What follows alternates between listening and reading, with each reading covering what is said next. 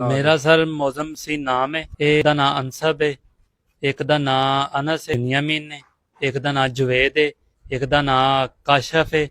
ਇੱਕ ਇਹ ਜਿਹੜਾ ਨਾ ਸਾਡੇ ਤੇ ਨਾ ਚਲਾਏ ਨੇ, ਜਿਹੜਾ ਮੇਰਾ ਮੋਢਾ ਟੁੱਟਾ ਹੈ, ਵਾਹ ਸ਼ਖਸ ਨੇ ਛੁਰੀਆਂ ਡੰਡੇ ਸੋਟੇ ਰਾੜ ਭਾਈ ਮੇਰੇ ਨੇ, ਉਹਨਾਂ ਦੇ ਸਿਰ 'ਚ 7 ਟਾਂਕਾ ਦਾ ਮੇਰੇ ਨੂੰ ਸੱਟ ਲੱਗੀ ਹੈ, ਉਹਨਾਂ ਦਾ ਬਰਬੱਠਾ ਪਾਟ ਗਿਆ।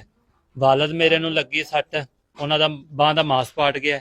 ਸਰ ਬਿਲਕੁਲ ਹੀ ਨਹੀਂ ਸੁਣਦੇ, ਸਾਡੀ ਜਿਹੜੀ ਨਾ ਥਾਣੇ ਦੇ ਵਿੱਚ ਸੁਣਾਈ ਨਹੀਂ ਹੁੰਦੀ ਨੇ, ਉਹਨਾਂ ਦਾ ਸਿਰ ਕਾਫੀ ਜ਼ਿਆਦਾ ਪਾਟ ਗਿਆ। ਇਹ ਨਜਾਇਜ਼ ਸਰ ਜ਼ਿਆਦਤੀ ਕਰਦੇ ਨੇ। ਅਗਰ ਦਰਖਾਸਤ ਕਰਾਉਣ ਜਾਈਏ, ਦੂਸਰੀ ਗੱਲ ਸਰ ਹੈ ਬੜਾ ਭੱਜ ਕੇ ਵੇਖ ਲਿਆ, ਕੋਈ ਇਨਸਾਨ ਸਾਡੇ ਨਾਲ ਨਹੀਂ ਚੱਲਦਾ। ਸਾਡੇ ਆਂਢੀ ਗੁਆਂਢੀ ਜਿਹੜੇ ਨਾ ਸਾਰੇ ਸਾਡੇ ਖਿਲਾਫ ਨੇ। ਹਾਲਾਤ ਇਸ ਤੋਂ ਨੇ ਸਰ, ਅਸੀਂ ਕ੍ਰਿਸ਼ਨ ਬਲਾਦਰੀ ਤੋਂ ਬਿਲੋਂਗ ਰੱਖਨੇ ਆ।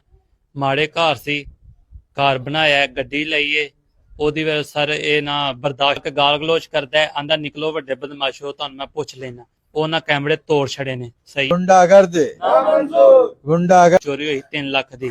ਸਹੀ ਹੈ ਸਰ, ਅਸਾਂ ਦਰਖਾਸਤ ਨਹੀਂ ਦਿੱਤੀ, ਜੇ ਦਿੱਤੀ ਹੈ ਤੇ ਸਾਡੇ ਤੇ ਅਮਲ ਦਰਾਜ਼ ਨਹੀਂ ਹੋਇਆ। ਗੁੰਡਾਗਰਦੀ ਇਹ ਕੈਮਰੇ ਨਾਲ ਲਵਾ ਛੜਿਆ ਵੇ, ਪੈਸਾ ਪੂਸਾ ਦੇ ਕੇ ਮੁਲਾਜ਼ਮਾਂ ਨੂੰ। ਸਾਡੇ ਸੜਕ ਵਾਲੇ ਜਿਹੜੇ ਗੇਟ ਦਰਵਾਜ਼ੇ ਕੈਮਰੇ ਸਾਰੇ ਸਰ ਭੰਨ ਤਰੋੜ ਗਏ ਨੇ। ਕੱਲ ਨਾਲੇ ਮਾਰਿਆ ਨਾਲੇ ਕੈਮਰੇ ਭੰਨ ਤਰੋੜ ਗਏ ਨੇ ਸਾਰੇ। ਅਸੀਂ ਨਾ ਆਪਣੇ ਬੂਹੇ ਕੀ ਖਲੋਤੇ ਸਾਂ, ਸਹੀ ਹੈ, ਅੰਦਰ ਹੀ ਬੈਠੇ ਸਾਂ। ਬਾਹਰ ਆ ਸਾਰੇ ਕੋਈ 10-12 ਜੀ ਸਨ, ਅਸੀਂ 2 ਭਰਾ ਸਾਂ।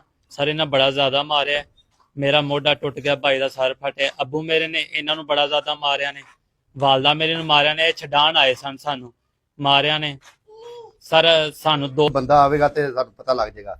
ਇਹਨਾਂ ਪੈਸੇ ਦੇ ਕੇ ਨਾ ਪੁਲਿਸ ਵਾਲਿਆਂ ਨੂੰ ਤੇ ਉਹਨਾਂ ਕੈਮਰਾ ਵੀ ਲਵਾ ਦਿੱਤਾ। ਗੁੰਡਾਗਰਦੀ